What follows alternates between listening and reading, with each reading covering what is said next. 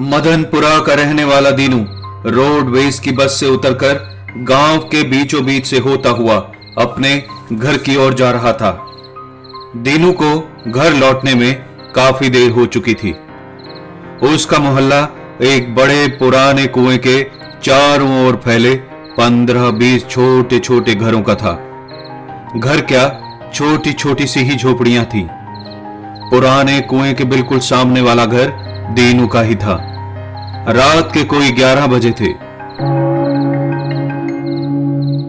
दीनू जब कुएं के पास पहुंचा तो सफेद साड़ी में एक औरत, जिसके सर पर बाल नहीं थे, कुएं के पास बैठी कुछ कर रही थी।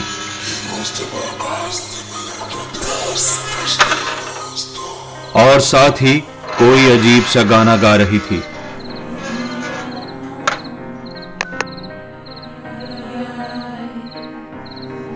थका हारा दीनू रात के इस पहर में एक औरत को सफेद लिबास में अपने घर के सामने कुएं के पास अजीब सी हरकतें करता देख हैरान था।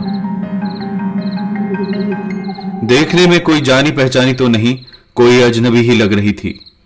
शायद किसी और गांव की न हो या किसी और के रिश्तेदार। रात के सन्नाटे में दीनू के कदमों की आवाज और उस औरत का गाना ही गूंज रहा था।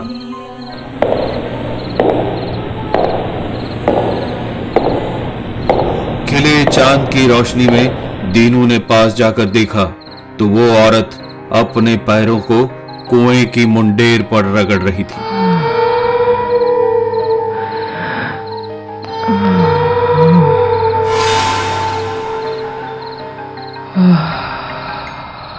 माई, ये तो क्या कर रही है इतनी रात? ये अपने पैर कुएं पर क्यों रगड़ रही है? दीनू ने उस औरत के पैरों की तरफ हैरानी से देखते हुए पूछा। पर वो औरत दीनू को बिना कोई जवाब दिए अपना काम चुपचाप करती रही। दीनू का सवाल सुन अब उसने गाना गाना बंद कर दिया था। दीनू ने ध्यान से देखा तो उसके पैर एकदम सफेद थे। पैरों पर कोई मांस नहीं था। उसके कंकाल नुमा पैर देखकर दीनू जोर से चिल्लाया, अरे कौन बला है तू? ये अपने सूखे हड्डी से पैर कुएं पर क्यों रगड़ रही है? वो बड़ी तेजी से बोली, कुआं मांझना है मुझे, कुआं मांझना है।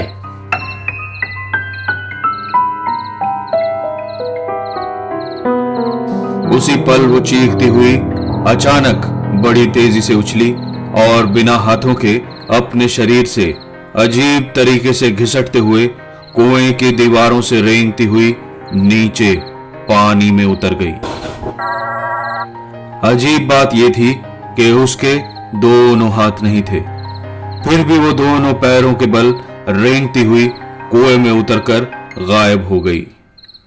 बदहवास से दीनू ने चिल्ला चिल्ला कर शोर मचा दिया, अरे मर गई, भूतनी कुएं में कूद गई, पागल कुएं में कूद गई रे, कोई आकर देखो। रात के 11 बजे दीनू की आवाज दूर दूर तक गूंज रही थी। दीनू की आवाज सुनकर पूरा मोहल्ला जमा हो गया। लोग टॉर्च और लाठियां लेकर इकट्ठे हो गए। कुएं में झांका तो वहां कोई नहीं था, पर कुएं के पानी में हलचल थी, जैसे कि कोई अभी पानी के अंदर गया हो। दीनू घबराहट से कांप रहा था। वो भागकर अपने घर में घुस गया और दरवाजे कसकर बंद कर लिए।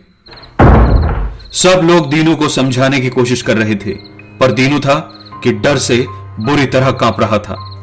वो कह रही थी कुआं मांझना है, बर्तन मांझना तो सुना था, पर कुआं मांझने की बात समझ में नहीं आई।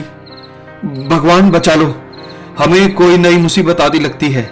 दीनू की यह बात ज्यादातर लोगों को समझ नहीं आई, पर तभी एक बूढ़ा बोला, ये नंदू ने अपने खेत को चौड़ा करने के लिए वो बरसों पुराना बरगद का पेड़ कटवा दिया है। मेरी मां कहती थी उस बरगद पर माझी रहती है। आज की नहीं, ये बरसों पुरानी बात है। मुझे इतना मालूम है कि हमने उसका घर उजाड़ा है, वो हमें नहीं छोड़ेगी। कई बलि देने के बाद तो इस गांव में पानी आया था। जिस दिन इस कुएं में धार फूटी थी, उस दिन सब ने शुक्र मनाया था, नहीं तो सब ढोर ढंगर तो क्या, जमीन भी सूखी मर जाती। पर किसी समझदार ने बताया था कि ये कुआं दूसरी दुनिया में जाने का रास्ता है। इसके नीचे एक दुनिया है जिसके बाशिंदे कभी कभी रात में पानी की 4 लहरों के नीचे से निकल आते हैं। रात में कुएं का पानी जाग जाता है और उसमें हलचल होती है, क्योंकि उसने बताया था रात को जमीन के नीचे रूहों का चूल्हा जलता है, जिंदगी निचोड़ी जाती है और हल्की आंच पर मौत सिकती है। वैसे तो यहां बड़ी पूजा हुई थी, जिसके बाद सब शांत था, पर अब बरगद काटने से दिखता है नंदू ने गांव पर मुसीबत सी बुला ली है। एक बला तो दीनू ने देख ही ली, राम ही जाने अब के होगा। बूढ़े की बात सुन सिर्फ दीनू ही नहीं, गांव का एक एक मानुस सूखे पत्ते की तरह कांप रहा था। बच्चे अपनी मां की बगल में दुबक गए थे, सब बुत बने सर्द निगाहों से उस कुएं की ओर देख रहे थे। भाई झूठ नहीं बोल रहा, मैं जानता है इस गांव में धरती मर गई थी। एक महापुरुष के कहने पर हमने धरती का एक छोटा सा टुकड़ा काटा और उसकी अर्थी सजा के अंतिम संस्कार कर दिया था। यह पहली बार होगा कि किसी ने धरती का अंतिम संस्कार किया हो। तुम मानोगे नहीं, पर इसके बाद से ही कहते हैं मदनपुरा की धरती का नया जन्म हुआ। धरती की छाती चीरी तो जैसे मां की छाती से दूध बहता है, उसी तरह इस धरती ने हमें पानी का अमृत दिया। धरती से धार फूटी और यहां ये कुआं बना तो धरती और हमारे गले दोनों ठर गए। गांव में जीवन बच गया, पर कहते हैं धरती के ऊपर की मनहूसियत धरती के कई गज नीचे जाके बस गई थी। आज तक तो चुप थी, सो रही थी, पर शायद जाग गई है।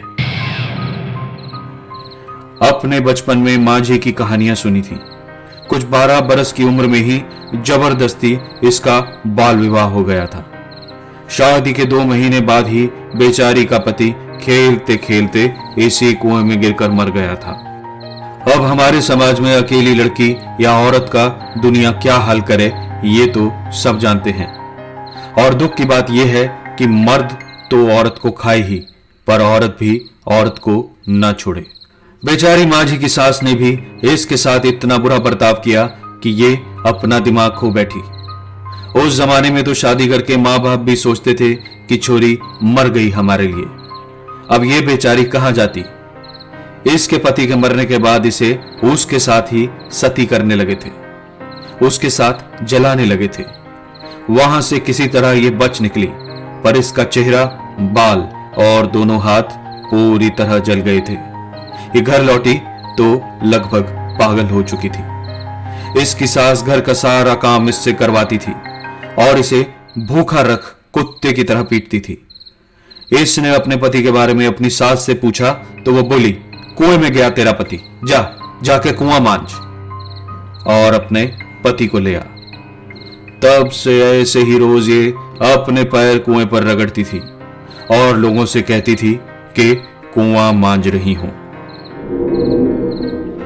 मेरी सास बोलती है इस कुएं में से मेरा घर वाला वापस आएगा।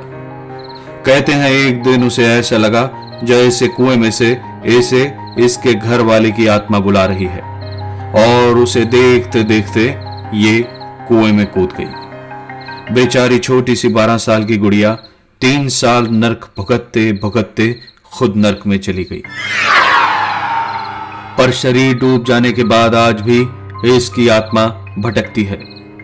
बात समझ नहीं आती, मिट्टी या आग में मिले तो शरीर पार हो जाए और पानी से मिले तो भटक रहा है। कुदरत के खेल भी बड़े निराले हैं। किसी तरह से इस बच्ची की भटकती आत्मा को शांत करो, वरना मुझे तो लगता है इसका बदला लेने कुएं के नीचे की सारी मुसीबत ऊपर आ जाएगी और हम में से कोई नहीं बचेगा। कल सूरज की पहली किरण फूटते ही दशहरा को बुलाना होगा, वही कोई रास्ता बताएगा। अभी तो चलकर सो ही जाते हैं। दशहरा का नाम सुनते ही सबकी जान में जान आई। दशहरा कोई बड़ा तांत्रिक या अघोरी नहीं था, बल्कि 11वीं में पढ़ने वाला गांव का एक छोटा सा लड़का था। माना जाता था दशहरा को जन्म से ही कुछ ऐसी सिद्धियां मिली हुई थी कि जिनसे वो मृत आत्माओं से बात करता था, उन्हें देख सकता था, सुन सकता था और बात कभी ज्यादा बढ़ जाए तो अपने पास कैद भी कर सकता था। दशहरा दशहरे की रात को पैदा हुआ था। कहते हैं होली, दिवाली और दशहरे की रातें सिद्धियों की रातें होती हैं। बड़े बड़े तांत्रिक और अघोरी इन रातों को बड़ी बड़ी साधनाएं करते हैं नई नई सिद्धियां पाने के लिए। ऐसी ही एक शुभ रात दशहरा पैदा हुआ और खुशी खुशी में उसका नाम भी दशहरा ही रख दिया, जो गांव की आम भाषा में बोलते बोलते दशहरा बन गया। बचपन में जब छोटे बच्चे खुड्डे गुड़ियों से खेलते थे, दशहरा गुमसुम सा बैठा, कभी शमशान के पास तो कभी वीरानों में खुद से बात करता मिलता था। उसकी इन शक्तियों को गांव वालों ने कई बार देखा था। दशहरा के मां बाप तक नहीं जान पाते थे कि उसे आखिर ये सिद्धि मिली तो मिली कहां से। इस घटना के समय दशहरा गांव में नहीं था, अपनी मौसी के यहां पास के गांव गया था और अभी गांव वालों के पास उसका इंतजार करने के अलावा कोई चारा नहीं था। सब गांव वाले डरते डरते अपने अपने घर लौट गए, पर डर सबके मन में ऐसे घर कर चुका था जैसे किसी पेड़ की जड़ जमीन में। अगली सुबह होते ही दशहरा के माता पिता उसे दूसरे गांव लेने चले गए ताकि कुछ भी करके 3-4 बजे तक उसे लेकर वापस लौट आए। उनके वहां पहुंचते ही दशहरा बोला, परसों ही तो मैं आया हूं, आप तो मुझे ऐसे लेने आ गए जैसे बरगद से माझी उतर आई हो। उसके माता पिता एक दूसरे का मुंह देख रहे थे। तभी दशहरा गंभीर होकर बोला, मां, बाबा, मैं जानता हूं नंदू चाचा ने अपने खेत वाला बरगद काट दिया है और माझी कुएं के पास भटक रही है। चलो गांव चलते हैं, देखता हूं मैं क्या कर सकता हूं। और शाम ढलने से पहले तीनों वापस मदनपुरा पहुंच गए। गांव में जैसे ही मालूम हुआ दशहरा आ गया है, तभी सारा गांव कुएं के पास जमा हो गया। पर दशहरा ने पहले नंदू के खेत का एक चक्कर लगाना जरूरी समझा। पूछने पर मालूम हुआ कि कटे बरगद का तना अभी भी वहीं पड़ा है। दशहरा ने वहीं आसन जमा लिया और एक बढ़ई को बुलवाकर बीचों बीच से बरगद चिरवाकर उसके 2 टुकड़े करवा दिए। इसके बाद उसने बरगद में जो दिखाया उसे देखकर सब हैरान रह गए। उस बरगद में मदनपुरा का पूरा नक्शा बना था। वैसा ही एक कुआं, एक एक आदमी का घर, यहां तक कि घरों के दरवाजे खिड़कियां तक बने थे। उसने बताया कि माझी को छोटी छोटी मूर्तियां बनाने का बहुत शौक था। माझी की आत्मा कोई बुरी आत्मा नहीं है, पर उसके साथ जो हुआ उससे उसकी आत्मा काफी परेशान है, अशांत है। ये जो तुम सब देख रहे हो, ये माझी की आत्मा ने सालों इस बरगद के अंदर बैठकर बनाया है। वो वहीं पेड़ पर बैठकर पूरा गांव देखती थी और उसने ऐसा का ऐसा पेड़ के बीच में गढ़कर बना दिया है। माझी को मुक्ति दिलाने के लिए कोई ऐसा चाहिए जो उसे समझा सके कि मरने के बाद भी वो अकेली नहीं है। आज तो मैं काफी थक गया हूं, पर कल आराम करके शाम से ही मैं सारी तैयारी शुरू कर दूंगा। पर कल रात कुछ ऐसा हो सकता है जो तुम सब न समझ पाओ। कुछ लोगों के लिए वो इतना डरावना हो सकता है कि वो शायद डर के मारे गांव ही छोड़ दें। आज रात कोई घर से बाहर नहीं निकलेगा और गांव का बच्चा बच्चा हनुमान चालीसा का पाठ करेगा। कम से कम 7 बार पढ़ना होगा। हो सकता है रात में माझी की आत्मा फिर से कुआं मांजने आए या किसी के दरवाजे पर दस्तक दे।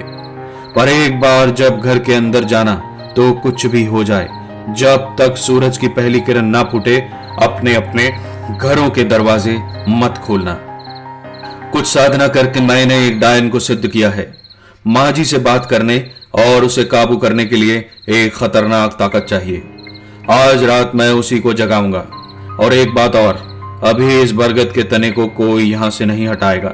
जाओ, अभी सभी के सब लौट जाओ। जैसा जैसा दशहरा ने कहा था, सबने वैसा ही किया। रात भर किसी के कुएं पर कुछ रगड़ने की आवाज आती रही। किसी किसी के घर तो दरवाजे भी खटखटाए गए।